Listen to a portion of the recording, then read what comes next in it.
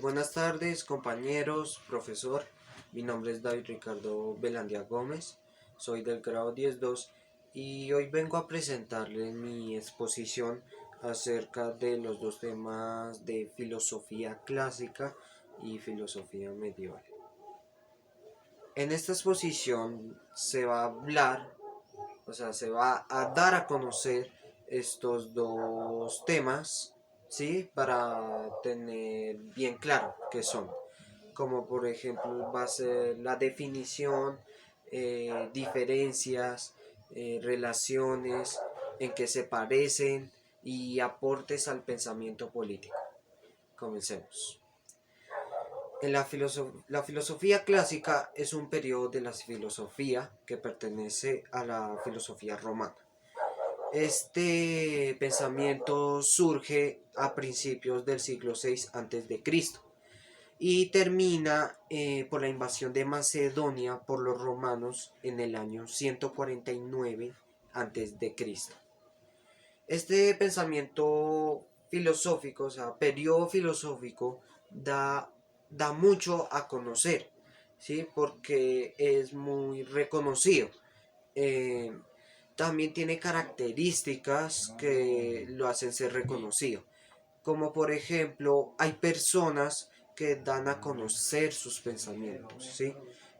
Eh, Expresan sus conocimientos, ¿sí? Estas personas son llamados sofistas. Los sofistas aparecen antes de este periodo filosófico. Los sofistas aparecen en el siglo IV a.C. Había una persona que hacía parte de los sofistas en ese periodo filosófico, el cual se llamaba Sócrates. Sócrates tenía muchos discípulos filosóficos. Él les compartía sus pensamientos, criticaba, entre otras cosas así, sobre sus conocimientos y los conocimientos y pensamientos de sus discípulos. Entre los discípulos de Sócrates aparecieron dos personas muy importantes que se van a mencionar más adelante, que son Aristóteles y Platón. Este periodo filosófico se caracteriza porque el hombre era muy importante, ¿sí? O sea, el hombre era, digamos, entre comillas, como un dios. Por eso, entre estas características, los pensamientos y conocimientos de los sofistas que daban a conocer eran acerca del hombre y su relación con el universo, ¿sí? Esto quiere decir que el hombre era el centro del universo, ¿sí? O sea, el hombre, como ya había dicho, era entre comillas como un dios. Por eso siempre hablaban de los pensamientos del hombre, ¿sí? Los conocimientos del hombre, ¿sí? Entonces, el hombre era el centro del universo. ¿Qué quiere decir? Que digamos, el hombre era primero y todo lo demás era aparte, ¿sí? No valía nada, ¿sí? Pero todo esto cambió, ¿sí? Porque después de la invasión de Macedonia apareció la filosofía medieval. Como dice su nombre, la filosofía medieval aparece entre la época de la Edad Media. Este periodo filosófico trajo características muy como diferentes a las que se conocía de la filosofía clásica, ¿sí? En la filosofía medieval, el hombre ya no era el centro del universo. ¿Por qué? Los sofistas, después de que pasó la literatura clásica, se empezaron a preguntar la fe, ¿sí? Entonces, ahora ya los pensamientos y conocimientos ya no eran de acerca del hombre y su relación con el universo, Ahora los pensamientos y conocimientos relacionaban a Dios, o sea, la fe, con el universo. ¿Qué quiere decir esto? Que Dios era el centro del universo. Aquí ya cambia toda la perspectiva. Antes el hombre era el centro del universo. O sea, el hombre era importante en la literatura clásica.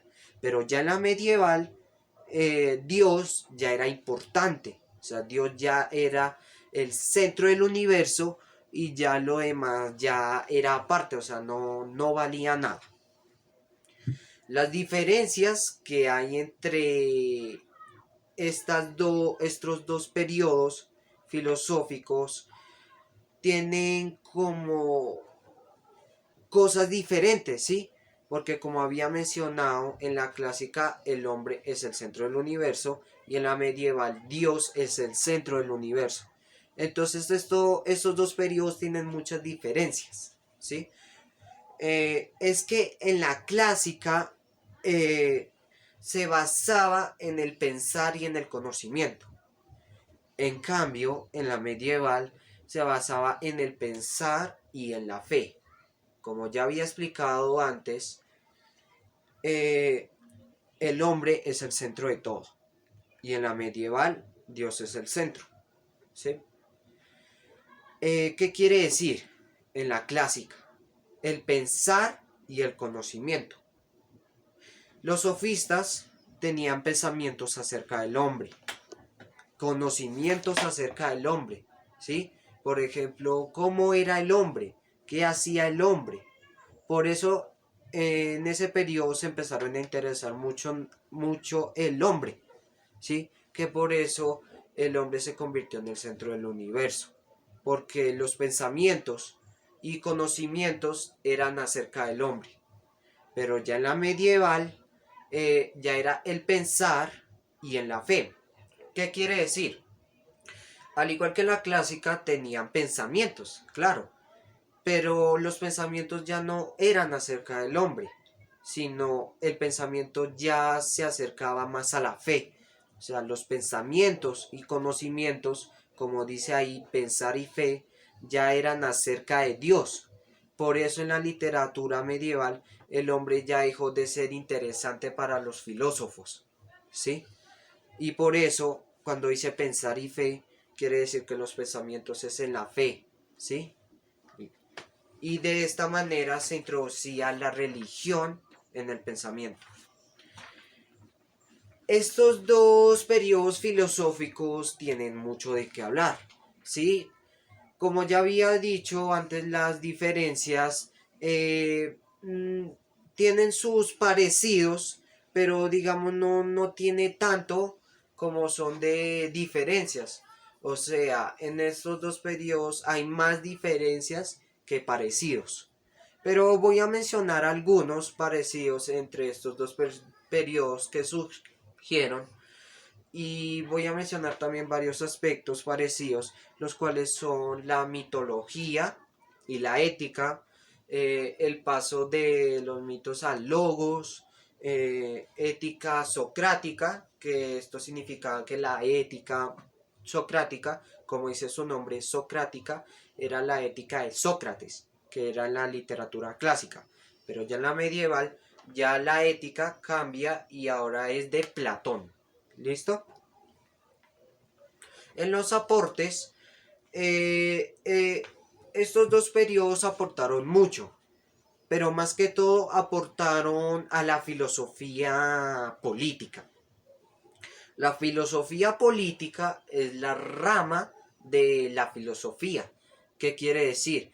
Es, digamos, como el hermano de la filosofía, pero aquí ya cambia porque ya no es filosofía, o sea, común y corriente, sino ya es filosofía política, que se acercaba mucho a las leyes, a la política, como es actualmente. Eh, la filosofía política en aquellos tiempos estudiaba cómo debía ser la relación entre las personas y en la sociedad. ¿Esto qué quiere decir? Ellos digamos, controlaban las relaciones entre las personas y la sociedad. Por eso ahí dice cómo debería ser la relación entre personas y sociedad. ¿Listo? Entonces, la relación que existe entre estos dos pensamientos filosóficos, o sea, ¿cómo explico? Estos dos pensamientos filosóficos son muy importantes, ¿sí? Porque esto de pronto nos va a servir para un futuro. Pero, digamos, relaciones no tengan, digamos, muchas relaciones, porque como ya había explicado antes, eso más que todo trajeron fue diferencias, ¿sí? O sea, hay más que todo diferencias, no hay, digamos, como lo que había dicho, parecidos o lo que acabo de mencionar, relaciones, ¿sí? Pero también hay una relación que aparece en estos dos pensamientos, ¿sí? Filosóficos, en estos dos periodos, que es que todo pensamiento filosófico en la cultura europea deriva de los pensamientos filosóficos que nacieron en la cultura griega. ¿Qué quiere decir? Que este pensamiento filosófico eh, era de la cultura europea. O sea, este pensamiento filosófico no era de la cultura griega, que la cultura griega también se le denomina hacia a la filosofía clásica.